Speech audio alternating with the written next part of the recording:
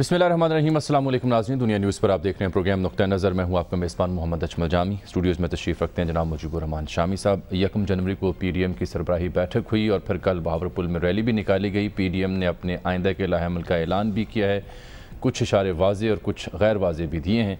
इसी बीच हमने देखा कि वज़ीर-ए-आज़म इमरान खान साहब ने कामरान शाह साहब को एक तफसीली इंटरव्यू दिया जिसमें कई अहम निकात काबिल गौर हैं जिन पर आज हम तफसीली बात करेंगे। शामी साहब का नुक्ता नज़र भी जानेंगे और फिर बलूचिस्तान के ज़िला मच में तो क़यामत बरपा हो गई जहाँ हज़ारा बरादरी के 11 अफराद जो कानकुनी करते थे उनको कत्ल किया गया।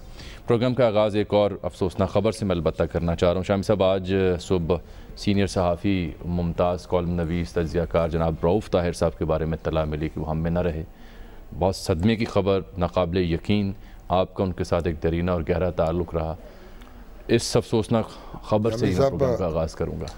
अभी मैं यानी उनका जनाजा पढ़ के आ रहा हूँ। अल्लाह अकबर।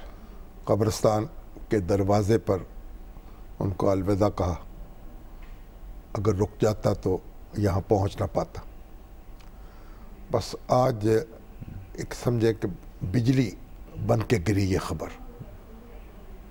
वो यूनिवर्सिटी ऑफ सेंट्रल पंजाब के विजिटिंग प्रोफेसर भी थे और अपने घर बैठे ऑनलाइन क्लास ले रहे थे। इन दिनों ऑनलाइन सिलसिला है बिल्कुल।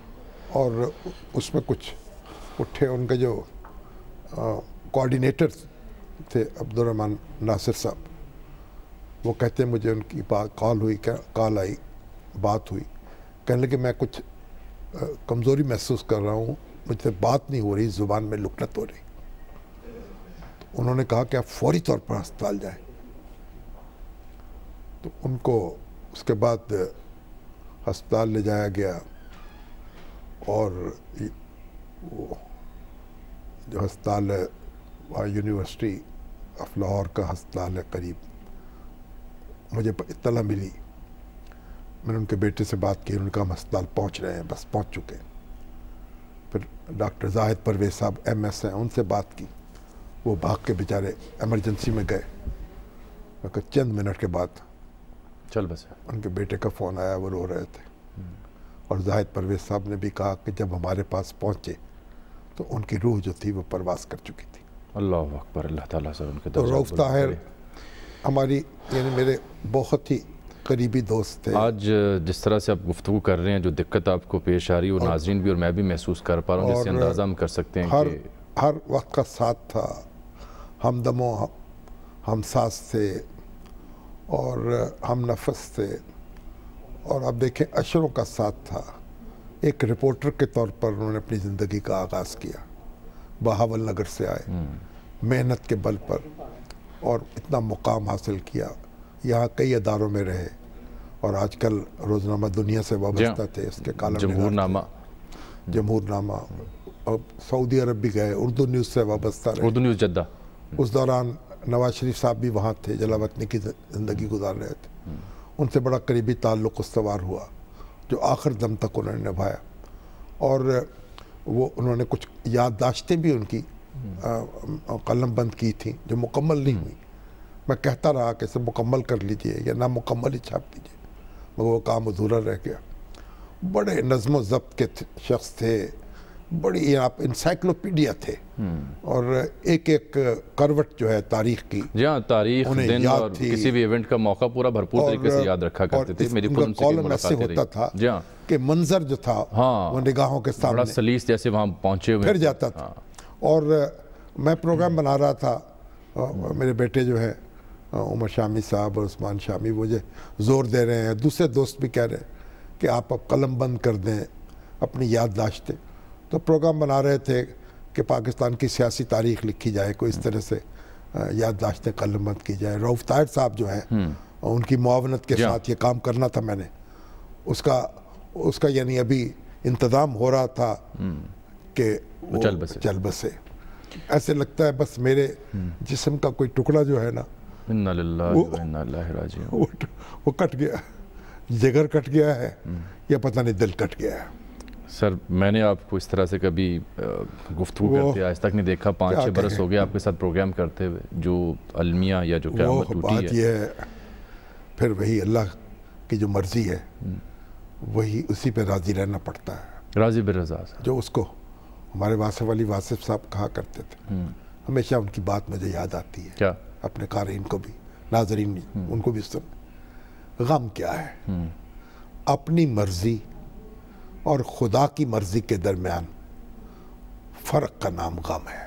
अपनी मर्जी और खुदा की मर्जी के दरमियान फ़र्क का नाम गम है। वाह। जो मैंने चाहा था वो क्यों नहीं हुआ?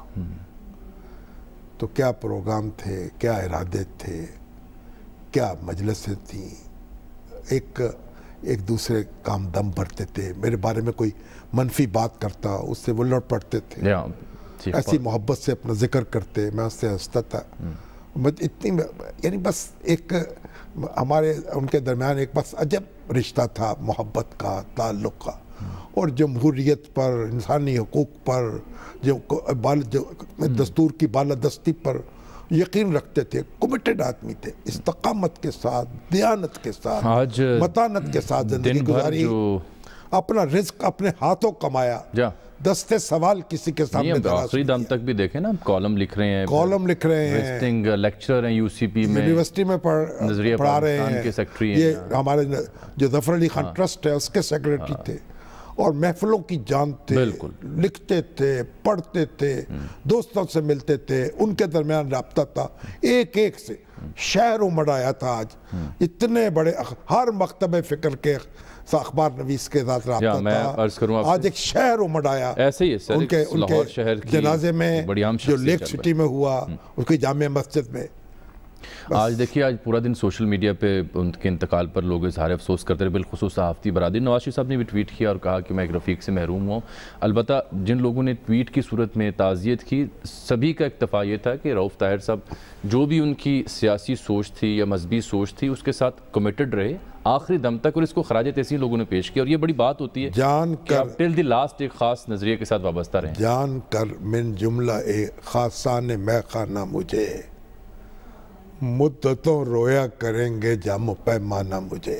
अल्लाह अकबर। सर दुआ कर सकते हैं, नाजरीन से भी दरख्वास्त है कि उनके बच्चों के लिए दुआए सब्र करें, उनके दर्जात की बुलंदी के लिए भी दुआ करें। अहलियाँ तो उनकी बहुत पहले चल बसी थी, तो बच्चे उनके यतीम और मस्कीन हो गए। अल्लाह ताला उनके लिए कोई आसरा पैदा करे और मददगार होगा, सब्र उनके लिए।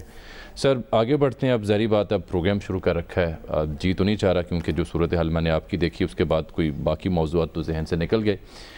इससे भी बड़ी क़यामत तो वहाँ मच में पेश आ गई है परसों, जो रात को जो हैं, हाँ जी, जो हज़ारा बरादरी के 11 वो सोए हुए थे। रात को 20-25 मुसल्लह अफराद आए, उनको उठाया गया, हाथ बांधे गए, पाँव हाथ बांधे, फिर एक जगह दूसरे मकान में मुंतकिल किया, शनाख्त की गई, उनकी शनाख्त की गई, वहाँ उन्हें कत्ल कर दिया गया। आप देखें वहाँ कभी यानी एक फ़िरके के लोग मारे जाते हैं, कभी दूसरे के बसों से उतार के कत्ल होते हैं, कभी साल ये खबर सुनने को, कभी वहाँ एक कबीले के लोग, कभी दूसरे कबीले के लोग, भाई एक सूबे के लोग, कभी दूसरे सूबे के लोग। तो अभी यानी ये जो दुश्मन है वो अभी उसकी कमर टूटी नहीं है, और अभी उसका भी वार उसके जारी है। मार्च जो है कोयटा से 48-50 किलोमीटर। मैं तो हैरान हूँ कि कानकुनी जहाँ हो रही थी उस पर जितना सिक्योरिटी का बंदोबस्त होना चाहिए था, कि हमने खोल ली है, ये हम सवाल है, इसीलिए इस मौजू को यानी ये जो देखिए कैसे वो लोग आ गए दंदनाते हुए, कैसे उन्होंने निहत्ते लोगों को शहीद कर डाला चुन चुन कर। और ये हज़ारा बरादरी, ये हज़ारा बरादरी क्या है? ये हमारी बरादरी, ये पाकिस्तान बरादरी है। बिल्कुल। मैं हैरान होता हूँ, मजलिस वहदतुल मुस्लिमीन जो है वो इस पे एहतजाज करती है, वो धरना देती है, बाकी दूसरी जमातें क्यों नहीं करती? वो क्यों नहीं एहतजाज करती? ये पाकिस्तान पीडीएम को क्यों नहीं कुछ होता? जमीयतुल उलमा इस्लाम उसके साथ शरीक क्यों नहीं होती? जमात इस्लामी क्यों पेश नहीं होती? मेरा तो सवाल और है, वो न्यूजीलैंड में वाक़या पेश आया, उनकी वज़ीर-ए-आज़म चली गई, गले लगा के लोगों की अशुई की, तो ये हमारे पीडीएम को जलसे करने की तौफीक है, रैलियाँ करने की तौफीक है, वज़ीर-ए-आज़म बयान देते हैं, ये सभी एक दूसरे से लड़ रहे हैं, एक दूसरे के दर पे हैं। ये सारे वहाँ जो 2 दिन हो गए हैं उनको, हज़ारा बरादरी को, ख़वातीन, छोटे छोटे बच्चे, सर भी तस्वीरें आपको दिखाता हूँ, वो वहाँ पे सरापे एहतजाज हैं, धरना दिए बैठे हैं, लाशें सड़क पे रखी हैं, मगर उनके दिल पे हाथ क्यों नहीं रखते? कोई नहीं पहुँचता। ये یہ کیسے یہ ہماری ہمارا جسم ٹوٹے ہمارا ٹکڑے ہو رہے ہیں، جسد خاکی ہمارے پہ حملے ہو رہے ہیں. سر ایک روایتی بیان جاری کیا جاتا ہے اپنے آفیسز سے ترجمانوں کے ذریعے، یا پھر ٹویٹ کر دیا جاتا ہے 140 لفظوں کا 180 لفظوں کا، وہاں کوئی نہیں پہنچا. ہر پاکستانی کا خون جو ہے وہ ہر پاکستانی کے لیے محترم ہے.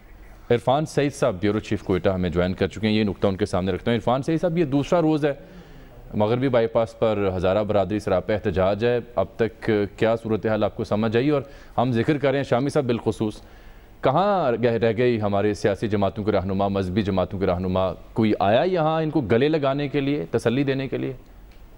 جی بالکل شامی صاحب نے بالکل درست سمت کی طرف نشاندہی کی کہ 31 گھنٹے ہو گئے ہیں، خواتین بچے، اس وقت -7 ٹیمپریچر کوئٹہ کا اور سخت شدید سردی ہے. لیکن اس شدید سردی میں بھی گزشتہ رات بھی لوگ اپنے گھر دیے.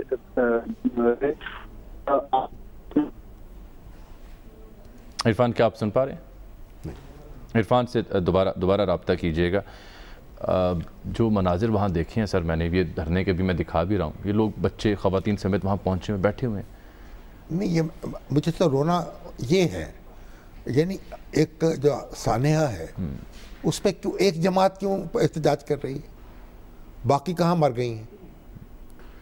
یہ کوئی شیعہ سنی معاملہ نہیں ہے، یہ کوئی فقہ حنفیہ کا، شافعیہ کا، پاکستان نہیں، یہ اس کا جعفریہ کا معاملہ نہیں ہے. پاکستان نہیں ہے. ہر پاکستانی، ہر مسلمان کا خون ہمارا خون ہے، ہر پاکستانی کا خون ہمارا خون ہے. پورا معاشرہ اٹھے اور گریبان پکڑے. کوئی جاتا کیوں نہیں ہے وہاں؟ گز گز کی زبانیں ہیں، ترجمان جو ہیں ایک دوسرے کو گالیاں دینے پر لگے ہوئے ہیں. صبح دوپہر یہ بدبخت جاتے کیوں نہیں وہاں؟ کیوں وہاں مرم کیوں نہیں رکھتے؟ اگر ایک press conference P D M کی آتی ہے، 2 پریس کانفرنس سرکار کی آ جاتی ہیں، جواب میں فوری ایسے جب تیار بیٹھے ہوئے ہیں کرتے. لیکن یہاں پہ کوئی ایسا عملی طور پر میں سمجھ نہیں، یہ کرنا کیا چاہتے ہیں؟ ہم اپنے ٹکڑے کر رہے ہیں، اپنے آپ کو کاٹ رہے ہیں، اپنی تقسیم کر رہے ہیں. آپ درست فرمائیں. عرض یہ ہے کہ جو لوگ ملوث تھے اس بہیمانہ فعل میں، ان کی سرکوبی، ان کو پکڑنا تو دور کی بات ہے نا. ابھی تو یہ لوگ وہاں بیٹھے ہیں مغربی بائی پاس پر، وہاں پہنچ کر انہیں گلے کو نہیں کو لگاتا. ان کے عشق تو آپ ان کے سر پہ ہاتھ نہیں رکھتا، ان کے دل پہ ہاتھ رکھیں. ان کے باپ سر سے رخصت جو یتیم ہو گئے، بالکل، جو بیوہ ہو گئی عورتیں، 11 افراد نہیں سر، 11 جو بے چراغ ہو گئے گھر، اللہ خان نے آج بالکل. یہ ہمارے گھر ہیں، یہ ہمارے بچے ہیں، یہ ہماری بہنیں ہیں، یہ ہماری مائیں ہیں. اللہ خیر کرے جی. دعائیں کی جا سکتی ہے اور امید کرتے ہیں اس پروگرام کے پلیٹ فارم سے کہ ہماری سرکار ہو اور یہ بتایا جائے نا، ذمہ دار ہیں یا اپوزیشن والے ہیں. یار یہ ہوا کیا بھائی؟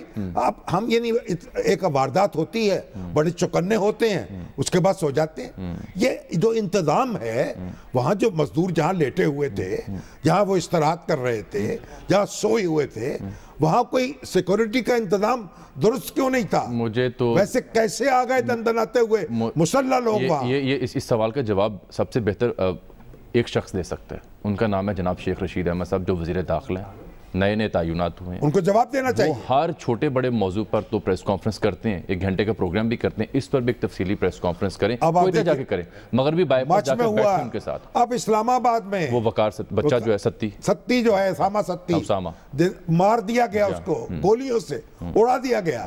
اب پولیس والے پکڑ لیے گئے. بھائی ان کو کوئی ٹریننگ نہیں ہے، ان کی کوئی تربیت نہیں ہے، ان کے اندر کوئی انسان نہیں ہے، ان کے اندر کوئی اخلاق نہیں ہے. کوئی جواب تو دو. ایٹ لیسٹ وزیر اعلیٰ بلوچستان یا گورنر بلوچستان وہ تو جائیں نا مغربی بائی پاس. شیخ رشید تو شاید فلائٹ ملتے ان کو دیر لگ جائے، ان کے ساتھ ملے تو صحیح جا کے، جو -10 میں جا بیٹھے ہیں، ٹھٹر رہے ہیں لاشیں سامنے رکھ کر. عرفان، کوئی شخص پہنچا داد رسی کے لیے ان افراد کی جو سراپا احتجاج ہیں، دھرنا دیے بیٹھے ہیں؟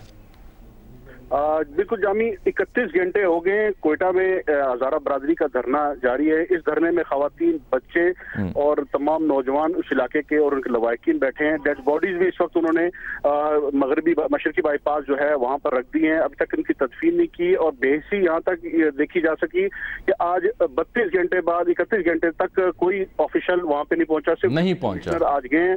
اور آج ابھی اطلاع آ رہی ہے کہ شیخ رشید صاحب جو وفاقی وزیر داخلہ وہ بھی آج کوئٹہ پہنچ رہے ہیں. صوبائی وزیر داخلہ حکومت بلوچستان اس وقت ہمیں کہیں پہ نظر نہیں آئی. وزیر داخلہ بھی آج ہی پہنچے, صوبائی وزیر داخلہ کوئٹہ ابھی پہنچے, تھوڑی دیر پہلے کوئٹہ پہنچے, لیکن ابھی تک وہ دھرنے والوں کے پاس پہنچے نہیں. عرفان یہ بتائیے کہ جو کان کنی جہاں ہو رہی ہے مچ میں جہاں یہ مزدور یعنی آرام کر رہے تھے, سوئے ہوئے تھے, اس علاقے کی سیکورٹی کیوں چوکس نہیں تھی؟ بالکل شامی صاحب, یہ کو پہلا واقعہ نہیں کانکنی جو کانکنوں کو نشانہ بنایا گیا. اس سے پہلے بھی ان ایریاز میں دھماکے بھی ہوتے رہے, ان ایریاز میں کانکنوں کو نشانہ بھی بنایا جاتا رہے, لیکن سیکیورٹی کے کوئی خاص مؤثر اقدامات اس ایریا میں نہیں نظر آئے. اس کے ساتھ ساتھ جو بلوچستان کے مختلف ایریاز میں وہاں پہ بھی سیکیورٹی کے کوئی خاص انتظامات نظر نہیں آتے ہمیں. تو وہ جو کان کنی کرنے والے ہیں ان سے پیسے وصول کیے جاتے ہیں سیکورٹی پرووائڈ کرنے کے. ابھی ہائی کورٹ کے اندر ایک ریٹ ہوئی ہے, وہ باقاعدہ پیمنٹ کرتے ہیں. نہیں, یہ تو سوال ان کمپنیوں سے بھی پوچھنا چاہیے نا جن کمپنیوں مائننگ نہیں, یہ سرکاری ریاستی ادارے ہیں, وہ جواب دے ہیں. بالکل عرفان, بالکل شامی صاحب, آپ نے درست طرف نشاندہی کی کہ جو کانوں کے مالک ہیں باقاعدہ سیکیورٹی کے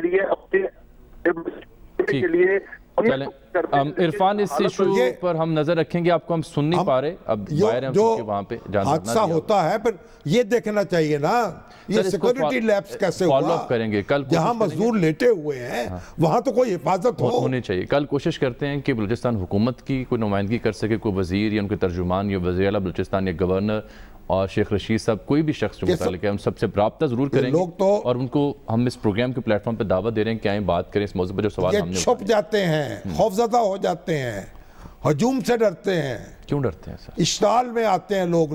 اگر ان کے جسم ان کے دل پہ مرہم رکھیں تو ٹھنڈک پہنچے گی ان کو, لوگ ان کو ٹوٹنی پڑیں گے ان کے اوپر. بچہ اسلام آباد کا جو ستی بہیمانہ اس کا قتل ہوا, وہاں گئے نا, پھر وہاں گئے, اسد عمر صاحب بھی گئے, دیگر بھی گئے, سب لوگ وہاں کیوں نہیں جاتے؟ بس یہ سوال کل تک کے لیے. ایک بریک بھی آن پہنچی, لیکن اس سے پہلے ذرا عمران خان صاحب کا میں نے ذکر کیا تھا, وزیر اعظم پاکستان, جنہوں نے کامران شاہ صاحب کے ساتھ بڑا تفصیلی انٹرویو انہوں نے دیا. اس سے دیکھیے کہ 2-3 بڑے اہم حصے ہیں. ایک رانا ثناء اللہ صاحب کی بات ہو رہی ہے, پھر پاک فوج کے کردار پہ بات ہو رہی ہے. ذرا دیکھیے کیا فرماتے ہیں. اتنی آپ کی غلطیاں آپ ڈال دیتے ہیں, فوج میرے ساتھ ہے, جو میرا کرنا ہے کر لیں, میں نے تباہی بھی پھیر دوں اس ملک کی, تو فوج میرے ساتھ ہے, آپ کیا کر سکتے ہیں میرا, یہ تو کرتے ہیں آپ. فوج کا ڈرامہ تو آپ نے دیا ہے سب. جو پاکستانی فوج ہے نا وہ پاکستان کی فوج ہے, ٹھیک ہے, کبھی بھی ایسی سول ملٹری ریلیشن شپ آئی نہیں ہے. وہ کیوں ہے؟ کیونکہ وہ فوج کو پتہ ہے کہ عمران خان نہ یہاں سے پیسے چوری کر کے باہر پراپرٹیز بنا رہا ہے, ان کو یہ پتہ ہے کہ یہ پاکستان کے لیے کام کر رہا ہے. پاکستان کی فوج ہر اس پرائم منسٹر کے ساتھ کھڑی ہوگی. وہ پرائم منسٹر ان کے ساتھ نہیں کھڑا ہوگا, فوج اس کے ساتھ کھڑی ہوگی, کیونکہ فوج یہ چاہتی ہے, سب سے زیادہ فوج کیا چاہے گی کہ پاکستان تکڑا ہو, مضبوط ہو. فوج چاہے نہ چاہے, آپ نے بنا دیا کہ یار یہ پی ٹی آئی کی فوج ہے, یہ میری گورنمنٹ کی فوج ہے. اگر فوج پالیٹکس کے اندر ذرا سی بھی آئے گی تو جتنا کرٹیسزم ایک پولیٹیکل گورنمنٹ پہ ہوتا ہے وہ اس کو برداشت کرنا پڑے گا, جو فوج کو پہ نہیں ہونا چاہیے. میں دنگ ہو گیا ہوں اس بات کے اوپر کہ جی فوج میرے ساتھ کھڑی. یہ آپ نے بات کیا کی. دیکھیں پرسیپشن جاتی ہے نا, فوج جو ہے وہ ایک پاکستان کا ادارہ ہے, اسٹیٹ کا ادارہ ہے, ٹھیک ہے. میں اس اسٹیٹ کا الیکٹڈ پرائم منسٹر ہوں, صحیح ہے, اوکے. فوج وہ کرے گی جو کہ ایک گورنمنٹ کا جس کا وہ ادارہ ہے, جس طرح بیوروکریسی کو کرنا چاہیے, جس طرح باقی اداروں کو کرنا چاہیے. یہ تو ایک اگر ایک کانسٹیٹیوشن کے مطابق فوج اس کا ادارہ ہے. میں یہ کیا کہہ رہا ہوں کہ جی فوج میں نے اپنے ساتھ جوڑ لیا, میں نے کیا فوج کو جوڑنا ہے, فوج تو ہے ہی ہمارا ادارہ. اور رانا ثناء اللہ صاحب کو بھی سوال پوچھا گیا, وہ بھی دیکھ لیجئے. سر یہ نیب کے ساتھ کچھ تو انڈرسٹینڈنگ ہے. کامران میرا اگر ہوتا نا اور نہیں, یہ 2.25 سال میں نہ انتظار کرتا. یعنی میں ان کو پہلے 6 مہینے کے اندر ساروں کو اندر ڈالا. کیوں؟ یہ 30 سال سے ان کا ہمیں پتہ ہے. جو 95% کیسز ہیں نیب کے اندر ان سب کے اوپر, وہ ہم نے تو بنائے نہیں ہیں. وہ تو بنائے ہوئے جب ان کی گورنمنٹ پاور میں تھی. ہمارے دوران تو صرف ایک کیس بنا ہے, وہ شہباز شریف کا. میرے کہنے پہ انہوں نے علیم خان کو بھی جیل میں ڈال دیا اور سبطین خان کو بھی جیل میں ڈال دیا. بد کردار مجرم کے بھی ہیومن رائٹس تو ہوتے ہیں. اب رانا ثناء اللہ پہ آپ نے کیس ڈالا, وہ کیس تو عام آدمی نہیں ڈالتا, وہ ڈکیتوں کی طرح کیس ڈال دیا افیم کا. میں نے نہیں ڈالا وہ کیس. آپ یقین کریں کہ کیبنٹ کے سامنے جب ہم نے ان سے پوچھا, میں نے ان کو واضح کیا کہ یہ کیس آپ نے میرٹ پہ کیا ہے اور کیبنٹ کے سامنے انہوں نے کہا کہ میرٹ پہ انہوں نے ہمیں بتایا کیا کیا ہوا ہے, تو میں کہوں نہیں رانا ثناءاللہ نہ بناؤ, میں کیا کروں؟ آپ ٹھیک کہہ رہے ہیں, لیکن اب جب آپ کو چل گیا پتا کہ میرٹ پہ نہیں تو آپ نے کوئی کارروائی کی ان لوگوں کے خلاف جنہوں نے کیس بنا کے آپ کی گورنمنٹ کو ڈسکریڈٹ کیا؟ وہ انسسٹ کرتے ہیں, اے این ایف بار fail to prove in the court, court کے اندر پروو کرنا, اور وہ ایل کپون کا 44 مرڈر کیسز تھے, کوئی کورٹ میں پروو نہیں ہوئے, اینڈ اس کو آپریشن کیس تھا, وہ تو کچھ مسئلہ, وہ تو مافیا تھا, رانا ثناءاللہ کا انٹرنیشنل نیٹ ورک تھا, تو آپ پکڑتے آپ کی گورنمنٹ ڈسکریڈٹ ہوئی اس سے. بہرحال اداروں کو میں ان کے اندر انٹرفیئر نہیں کرتا. سر باقی باتیں تو سمجھ آتی ہیں, اس نقطے پر کوئی وضاحت نہیں دے سکے وزیر اعظم خاطر خواہ. ایک اگر وزیر نے کیبنٹ کے سامنے ثبوت دیے ہیں جس کی بنیاد پر ان کا گوان جو مقدمات قائم ہوتے ہیں, جو سربراہ حکومت یہ نہیں کہہ سکتا کہ عدالت میں جا کے فیصلہ ہوگا. پہلے آپ مقدموں کی تفصیل دیکھیں. رانا ثناءاللہ کو جس طرح گرفتار کیا گیا, جس طرح ان سے برآمدگی ہوئی, جس طرح سی ٹی وی فوٹیج سامنے آئی, وہ سب چیخ چیخ کر بول رہی ہیں کہ دال میں کالا نہیں ہے, دال ہی کالی ہے. بالکل. وزیر اعظم پر لازم تھا, وزیر اعظم جب منتخب ہو جاتا ہے سب کا وزیر اعظم ہوتا ہے, اس کا کام ہے لوگوں کو پروٹیکشن فراہم کرنا, تحفظ دینا. ان کو رانا ثناءاللہ کو کسی شخص کو وہ مطمئن نہیں کر سکتے, وہ کیسے مطمئن ہوگا اس بات سے؟ تو انہوں نے وہ ناانصافی جو ہے وہ روکا نہیں ہے. میر شکیل الرحمان کے ساتھ جو ہوا, جو مقدمہ قائم کیا گیا, جس نوعیت کا ہے, 6 مہینے جس طرح سے زائد ان کو جیل میں رکھا گیا, اور پھر سپریم کورٹ میں جا کے نیب نے کہا ہم ضمانت کی مخالفت نہیں کرتے. تو پرائم منسٹر پر لازم ہے کہ وہ دیکھے, جائزہ لے کون سا مقدمہ جو ہے وہ درست ہے, نظر بظاہر کون سا مقدمہ چیخ چیخ کر کہہ رہا ہے کہ مجھے غلط بنایا گیا ہے, میں جھوٹا ہوں. چودھری ظہور الہی کے اوپر بھینس چوری کا مقدمہ قائم ہوا تھا, آج تک اس کے بعد آج تک وہ مثال ہے. آج تک ذوالفقار علی بھٹو صاحب کے جو نام لیوا ہیں وہ منہ چھپاتے ہیں. ہمارے اوپر ایئر مارشل اصغر خان پر, مجھ پر, جاوید ہاشمی پر, خورشید قصوری پر, محمود علی قصوری پر مقدمہ قائم ہوا کہ ہم نے ایک انٹیلیجنس بیورو کی گاڑی جو ہے اس پر حملہ کیا ہے, اور اس کے اور ڈرائیور کو زدوکوب کیا ہے, پانا چرا لیا ہے گاڑی کے ٹول باکس سے. آپ نے یہ مقدمہ ہوا ہمارے اوپر, ہمیں گرفتار کیا گیا, پانا درآمد بھی کیا گیا. اور اب آپ دیکھیے وہ شرم سے پھر ان کو جو لوگوں نے یہ مقدمے بنائے وہ پھر ڈوبتے ہیں آج بھی, اور ڈوبے تھے اس وقت بھی. تو یہ انتظامیہ اور اس کا سربراہ یہ دیکھے یہ مقدمے کیسے ہیں, یہ نہیں کہہ سکتے کہ مقدمہ عدالت میں ہوگا. سادہ سی بات ہے کہ جن لوگوں نے کیبنٹ کی میٹنگ میں بریفنگ دے کے ایویڈنسز کی بات کی اور وزیر اعظم کو پوری امید دلائی کہ یہ بڑا پوچھنا چاہیے تھا, بڑا کنکریٹ ایویڈنس ہے اور مضبوط مقدمہ ہے, تو وزیر اعظم کو پوچھنا چاہیے. عدالت تو بعد میں آتی ہے, اب آپ ثابت کرنے میں ناکام کیوں, وزیر اعظم کو پوچھنا چاہیے. اور جہاں ناانصافی ہو رہی ہے, جس قانون کے تابع ہو رہی ہے, وزیر اعظم تو انصاف کے سب سے بڑے نام دے رہے ہیں, اس قانون کو تبدیل کرنا, اس میں ترمیم کرنا. ایک بریک سے میں لے رہا ہوں, آپ یہ نہیں کہہ سکتے کہ یہ انہوں نے نہیں کیا تو ہم بھی نہیں کریں گے. ایک سر بریک آ گئی ہے, بریک کے بعد بہت ہی اہم موضوع تمام پاکستان سے جڑا. مگر ایک بات سن لیجئے کہ کامران شاہد جو ہیں انہوں نے جو انٹرویو کیا ہے نا وہ ریکارڈ قائم کر دیا ہے, نہیں بھائی کوئی شک, اور ایک دنیا میں ان کی دھوم مچی ہے. نہیں منفرد انٹرویو, ہر سوال اور بڑی بے تکلفی کا ماحول. وزیر اعظم نے بھی بات سنی, ان کو بھی داد دینی چاہیے, جواب دیا, لیکن کامران شاہد نے حق ادا کر دیا. آپ مطمئن ہو گئے اسے؟ اب تک جو انٹرویو آپ نے سب سے ٹاپ پہ لیڈ کیا. نہیں وہ تو ٹاپ پہ تھی کہ اپنے انٹرویوز کا انداز ہوتا ہے نا. کامران خان صاحب کا جو انٹرویو تھا وہ ایک توضیحی انٹرویو تھا, معلوماتی. آپ حکومت کی پالیسیز کی وضاحت چاہتے ہیں, سوال کرتے ہیں, اس سے لوگوں کو آگاہی دیتے ہیں. چلیں, یہ تنقیداتی انٹرویو تھا, اعتراضات کا سوال مانگا جا رہا تھا, اور وزیر اعظم کو بھی داد کی انہوں نے سنی اور بات کا جواب بھی دیا. ایک بریک آ گیا, بریک کے بعد بڑا ہی اہم موضوع ہے, موضوع مجھ سے آپ سب سے جڑا ہوا ہے, پاکستان اور کینسر. کچھ برسوں بعد پاکستان میں کینسر سب سے بڑی کاز ہوگی اموات کی پاکستان میں, اس وقت نمبر 2 پہ ہے امراض قلب کے بعد. اس صورتحال میں شوکت خانم میموریل اسپتال اور اس کا کردار, اس پر تفصیل سے بات ہوگی ایک بریک کے بعد.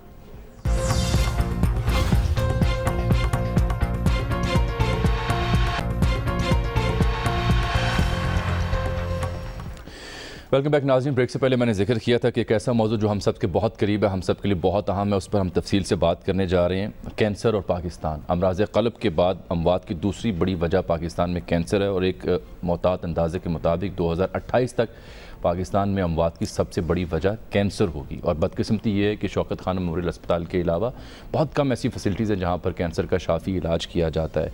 अभी भी एक अंदाजे के मुताबिक कम से कम 12 से 15 नए अस्पताल हों कैंसर के लिए, तो जो सालाना नए मरीज़ आते हैं जो 4 लाख के करीब बनते हैं कैंसर के, उनका इलाज मुआवजा किया जा सकता है। तो इस अहम मौजू पर बात करने के लिए बिलखुसूस शौकत खानम, कैंसर और पाकिस्तान पर हमने आज दावत दी है जनाब डॉक्टर मोहम्मद आसिम यूसुफ साहब को। आप चीफ मेडिकल ऑफिसर हैं शौकत खानम मेमोरियल अस्पताल में, वो स्टूडियोज़ में तशरीफ़ रखते हैं। डॉक्टर साहब पाकिस्तान के माया नाज फर्जंद हैं जी, बिल्कुल, और इनके मैं समझता हूँ हम इनके एहसानमंद हैं, बिल्कुल हैं कि ये पाकिस्तान में यानी अपना फैज़ जो है इनका जारी है। बिल्कुल, वगरना डॉक्टर्स के लिए तो एक दुनिया खुली हुई है। बिल्कुल सर, जहाँ जहाँ इस्तकबाल होता है, अमेरिका, यूरोप, हर जगह। और ये जो हमारे माहिरीन पाकिस्तान में खिदमत कर रहे हैं, कशिश जो ऑफर्स इनको छोड़कर यहाँ ये हमारे काबिल शुक्रिया के मुस्तहिक हैं, हमारे सलाम के मुस्तहिक हैं। ठीक, तो डॉक्टर साहब हमारे उन काबिल फ़ख्र यानी पाकिस्तानियों में से हैं जो यहाँ खिदमत कर रहे हैं और शौकत खानम में खिदमत कर रहे हैं।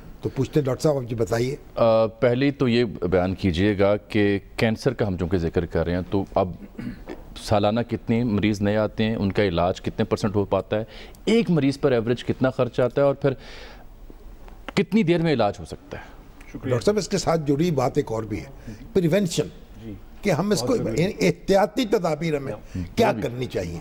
पहले ज़रा डाटा ले लेते हैं, फिर ये साथ में। जी शुक्रिया जी, और शुक्रिया शामी साहब, आपने इतनी अच्छी बातें की मेरे बारे में। एहसान हमारा नहीं है, पाकिस्तान ने हमारे पे एहसान किया है कि हमने यहाँ पढ़ा, यहाँ तरबियत हासिल की, हम बाहर भी पढ़ के आए, लेकिन हमारा फ़र्ज़ है यहाँ काम करना। कितनी फीस थी डॉक्टर साहब जब हम किंग एडवर्ड कॉलेज में थे तो 800 रुपये फ़ीस थी सालाना, तो 4000 रुपए में हमारी पूरी पढ़ाई हो गई थी। आप वो कर्ज लौटा रहे हैं, इस मुल्क ने ही हमें पढ़ाया है, आप वो कर्ज लौटा रहे हैं, कोशिश कर रहे हैं, आप फर्ज शनास हैं, इस वगरना कौन याद रखता है। Thank you. क्या बात, हम बात मतलब नुकता ही बड़ा हम है सर। चले अब जरा उस पे आ जाते हैं। पाकिस्तान में कैंसर की बात कर रहे थे, तो तकरीबन 1.5 से पौने 2 लाख नए कैंसर के केसेस हर साल डेवलप होते हैं पाकिस्तान में। अनफॉर्चुनेटली क्योंकि ज़्यादातर इनमें से लेट स्टेज में प्रेजेंट होते हैं, 70 से 80% लोग जो हैं वो उसी साल में अपनी बीमारी की वजह से बच नहीं पाते, फौरी तौर एक साल के अंदर उनकी फौत हो जाते हैं वो। जबकि बहुत सारे कैंसर्स जो हैं वो बिल्कुल काबिल इलाज होते हैं 100% अगर वो अर्ली स्टेज में पकड़े जाएं। ब्रेस्ट कैंसर जो औरतों में छाती का कैंसर होता है वो सबसे कॉमन कैंसर है। स्टेज 0 और स्टेज 1 में अगर पकड़ा जाए, जो कि वेस्ट में होता है अमूमन, तो वो तकरीबन 100% मुकम्मल इलाज हो जाता है उसका। अफसोस है कि हमारे यहाँ ज़्यादातर स्टेज 3 में आते हैं, जिसमें फिर 50% से कम सर्वाइवल होती है। अभी तो हमारे जो प्रेसिडेंट है डॉक्टर आरिफ अलवी साहब, जी, उन्होंने भी बड़ी कैंपेन चलाई थी अवेयरनेस कि लोगों को यानी आगाही दी जाए कि इसकी पेशबंदी कर लें। जी बिल्कुल। तो कितना महंगा है ये इलाज कैंसर का? लेट्स से ब्रेस्ट कैंसर से ही बात शुरू करते हैं। शौकत खानम में तकरीबन 75% हमारे जो मरीज़ हैं हम टोटली फ्री उनका इलाज करते हैं। ब्रेस्ट कैंसर सबसे कॉमन कैंसर है, और ख़वातीन में छाती का कैंसर, उसमें ऑन एवरेज 12 लाख रुपया खर्च होता है अगर अनकॉम्प्लिकेटेड ट्रीटमेंट हो, स्ट्रेट फॉरवर्ड ट्रीटमेंट हो। सेकेंड या थर्ड स्टेज में अगर या रिलैप्स कर जाए बीमारी, दोबारा कीमोथेरेपी देनी पड़ जाए, फिर बहुत ज़्यादा महंगा हो जाता है। महंगा इलाज है, सबसे महंगा इलाज। जी बिल्कुल। मगर शौकत खानम में अगर मरीज़ बर वक्त आ जाए और कम वसीला हो तो उसका इलाज फ्री होता है। जी बिल्कुल। शौकत खानम लाहौर में भी और पेशावर में भी पिछले 26 साल से अब हम 75% से ज़्यादा मरीज़ हर साल मुकम्मल फ्री इलाज करते हैं। इसका तीसरी जो कड़ी है बड़ी अहम है, वो कराची की है। नाज़रीन देख भी होंगे टीवी चैनल्स पर कि पेशावर और लाहौर और पेशावर के बाद अब कराची। वहाँ अब कई लोग हमसे पूछते भी हैं, क्योंकि एडवर्टीज़मेंट जब चलती है, ये पब्लिक सर्विस मैसेज चलता है, या अखबार में इश्तिहार आता है, तो पाकिस्तानी महसूस करते हैं इस मामले को। वो कहते हैं जी कैसे हम अपने हिस्से की ईंट इस कराची वाले प्रोजेक्ट में लगा सकते हैं? आसान पे हम तरीका बताइए। जी आसान सबसे तरीका है कि हमारी वेबसाइट पे अगर जाएं तो वहाँ सारी डिटेल्स हैं। आप फंड ब्रिक हमारा कैंपेन है, आप 100 रुपया दे के एक ईंट लगवा सकते हैं अस्पताल में, आप रोज़ 100 रुपया दें, रोज़ एक ईंट लगेगी। SMS कर दें, SMS करें 770 पे तो 20 रुपए दे सकते हैं, 0800 100 रुपए तो ईंट लग गई फिर। जी बिल्कुल, यानी 5 दफा करें तो 100 रुपया दे दें तो एक ईंट हो जाएगी आपकी। 0800 11 555 पे फ़ोन करें, वहाँ आप अगर इससे ज़्यादा बड़ी रकम देना चाहें हमें रोज़ाना ही एक ईंट लगा देनी चाहिए। बिल्कुल। अच्छा, ये आप फरमाएं कि पाकिस्तान में इस मर्ज़ की जो तेज़ी से बढ़ है उसको देखते हुए कितनी और अस्पताल ऐसे चाहिए, जैसे शौकत खान लाहौर है, पेशावर है या कराची है, कितने अस्पताल हों तो हम इनको कंटेन कर सकते हैं या इलाज कर सकते हैं? हमारा अंदाज़ा है कि शौकत खान लाहौर जैसे तकरीबन 18 से 20 अस्पताल चाहिए। सर, इससे आप अंदाज़ा कीजिए। तो कराची में जो हम अस्पताल इंशाल्लाह बनाना हमने शुरू कर दिया सितंबर में, वो 3 साल में बनेगा, 13 अरब रुपए का वो प्रोजेक्ट है। वो लाहौर से दुगना है, लाहौर से बड़ा है, लाहौर से 2 गुना बड़ा है। लाहौर 5 लाख स्क्वायर फुट है। वज़ीर आज़म है और मुल्क के वसाइल भी उनके पास हैं, अब तो वो यानी ये अस्पताल सरकारी तौर पर भी कायम कर सकते हैं, या जो अस्पताल सरकारी मौजूद हैं उनमें शोबे कायम हो सकते हैं। आई थिंक खान साहब हेल्थ के बारे में, सेहत के बारे में बहुत काम कर ही रहे हैं पाकिस्तान में, लेकिन शौकत खानम और गवर्नमेंट अलग चीज़ें हैं। ज़ाहिर है, हाँ जी। शौकत खानम का हुकूमत से कोई ताल्लुक नहीं है। और मैं वैसे कह रहा हूँ जी कि प्राइवेट यानी ट्रस्ट है, इसके अंदर तो लोग कंट्रीब्यूट कर रहे हैं, हुकूमत अगर कंट्रीब्यूट करे अपने अदारों को, तो डॉक्टर साहब ये बताइए कि जो पेशबंदी है जल्दी इसको पकड़ लिया जाए, उसके लिए क्या सजेस्ट करेंगे आप? सबसे जल्दी खवातीन में जो ब्रेस्ट कैंसर है जैसे, उसके लिए ज़रूरी है कि 18 साल की उम्र के बाद ख़वातीन हर महीने अपनी छाती का खुद अपने हाथ से मुआयना करें। अगर कोई गिल्टी महसूस हो तो उसके लिए फ़ौरन टेस्ट करवाएं, तशख़ीस करवाएं, उससे डरें मत या घबराएं मत या शर्माएं मत के शौकत खानम में उस टेस्ट के इंतजामात हैं, कोई भी शख्स आ जाए शौकत खानम में भी टेस्ट होगा। वो टेस्ट इतने मुश्किल नहीं है, वो हर जगह हो सकते हैं, पूरे पाकिस्तान में हो सकते हैं। अल्ट्रासाउंड होता है, मैमोग्राफी होती है, बायोप्सी होती है, ये आसान है टेस्ट करने। और कराची वाला अस्पताल, इस पे कितनी लागत आएगी और कब तक आप एंटिसिपेट करें पूरा हो जाएगा? और इसके साथ एक जुड़ा और सवाल, डॉक्टर साहब ग्रेड 1 की कैंसर पेशेंट का जिक्र कर रहे हैं, ग्रेड 2 का, ग्रेड 3 का, ग्रेड 4 का, जब संजीदा स्टेजेस आ जाती हैं ग्रेड 3 से 4 ऑनवर्ड, जब जान बचाना मुश्किल हो जाता है, तो पूरी दुनिया में एक टर्म यूज़ होती है पैलिएटिव केयर, जो उसकी अरसा हयात को बढ़ाया जाता है, तकलीफ़ कम की जाती है। अनफॉर्चुनेटली हमारे यहाँ वो भी एज सच डिपार्टमेंटलाइज नहीं है, अवेलेबल नहीं है, तो क्या अब इसके बारे में भी कोई गौर कर रहे हैं? 3 सवाल इकट्ठे हैं आप। यस, सो सबसे पहले कराची प्रोजेक्ट का जी, ये 13 अरब रुपए का प्रोजेक्ट है। 9 अरब कंस्ट्रक्शन पे या तामीर पे के इस्तेमाल होगा और 4 अरब रुपए की इसमें इक्विपमेंट होगी। ठीक, जैसे मैंने कहा लाहौर से दुगना है, लाहौर 5 लाख स्क्वायर फुट पे तामीर है, ये 10 लाख स्क्वायर फुट का है, क्योंकि इसने पूरे सिंध का और जनूबी बलोचिस्तान के मरीजों को ट्रीट करना है, और इसमें सारी फैसिलिटीज़ दुगनी हैं। Operation theatre, x ray machine, CT scan, PET MR, PET CT, radiation की मशीनें जिससे बिजली की शुआएँ जो ट्रीट होती हैं, वो लाहौर में 5 हैं, वहाँ 10 लगेंगी। सो ये तो इसकी फैसिलिटीज़ के बारे में है। तकरीबन 2.5 से 3 साल में मुकम्मल होगा, 2023 के अंदर इंशाल्लाह इसका इफ्तिताह हो जाएगा, और इसमें सारी फैसिलिटीज़ एक साथ खुलेंगी। पैलिएटिव केयर का ये है कि लाहौर में हमारे पास पैलिएटिव केयर का डिपार्टमेंट भी है, स्पेशलिस्ट भी हैं, हमारा अपना ट्रेनिंग प्रोग्राम भी है पैलिएटिव केयर का, और पाकिस्तान में एक दो और जगह में भी अब खुल गए हैं ऐसे प्रोग्राम्स, और हमारी कोशिश है कि इसका formal post graduate training programme भी हम एस्टैब्लिश करें। लाहौर, पेशावर, कराची, किसी और जगह भी प्लान है? जी, खान साहब ने ऑलरेडी अनाउंस किया हुआ है कि कराची के बाद इंशाल्लाह कोयटा में खुलेगा। ठीक, तो फिर इंशाल्लाह सारे सूबों में हो जाएगा। आप जो फैसिलिटीज़ हैं, जैसे अब साइबर नाइफ आया वहाँ कराची में, तो इसमें जो लेज़र से इलाज होता है, शुआएं लगाते हैं, क्या उसमें यानी जो आखिरी इजाद है आखिरी हद तक, वो आपके यहाँ इंतज़ाम है उसका? सो साइबर नाइफ का एक और नाम है स्टेरियोटैक्टिक रेडियो सर्जरी, वो तो हमारे पास लाहौर में ऑलरेडी है, वो हम कराची में भी लगाएंगे। बट इससे आगे भी और भी डेवलपमेंट्स हैं कैंसर ट्रीटमेंट में, जो इस वक्त पाकिस्तान में कहीं नहीं है, लेकिन कराची में जैसे बाकी हमारे अस्पतालों में हम कोशिश करेंगे लेटेस्ट टेक्नोलॉजी लगाएं। यानी बाकी दूसरे अस्पतालों में भी ये लेटेस्ट टेक्नोलॉजी लाने का आपका प्रोग्राम है? ऑलरेडी है। सो अभी तक स्टेरियोटैक्टिक रेडियो सर्जरी है जो साइबर नाइफ है, हमारे पास लाहौर में तो ऑलरेडी ये फैसिलिटी है। कराची में 2023 में जब हॉस्पिटल खुलेगा, जो उस वक्त लेटेस्ट टेक्नोलॉजी होगी, इंशाल्लाह हम वो ही वहाँ पे इस्टेब्लिश करेंगे। ठीक। کوئی آخری پیغام ان لوگوں کے نام جو بہت پر امید ہیں اور شوکت خانم سے وابستگی رکھتے ہیں جذباتی اور ذاتی کئی وجوہات کی بنیاد پر عطیہ دینا چاہتے ہیں؟ آخری پیغام آپ کا؟ آخری پیغام جی یہی ہوگا کہ جیسے لاہور میں اور پشاور میں آپ نے ہمیں ہمیشہ سپورٹ کیا، جس کی وجہ سے یہ ہسپتال بنے بڑے ہوئے اور جس کی وجہ سے 75% لوگوں کا مسلسل فری علاج ہو سکا، اسی طرح آپ ہمیں سپورٹ کریں کہ کراچی کا ہسپتال بن سکے اور وہاں پہ زیادہ سے زیادہ لوگوں کا بہت شکریہ، آپ تشریف لائے، آپ سے مستقبل میں بات ہوتی رہے گی۔ مگر یہ پروگرام یہ جو پیغام ہے نا جی، یہ پہلا پیغام بھی ہے اور آخری پیغام بھی ہے، یعنی مسلسل پیغام ہے، یہ مسلسل پیغام، بڑھ چڑھ کر حصہ لیں۔ یہاں ناظرین وقت ہے پروگرام ایک بریک کا۔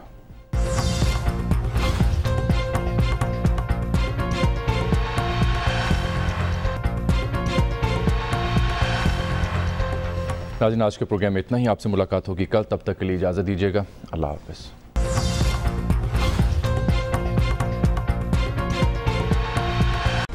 Hi, it's Sayyeda Shanaz here. Thank you for watching Dunya News. For more videos and updates, don't forget to click the subscribe button. Keep watching Dunya News.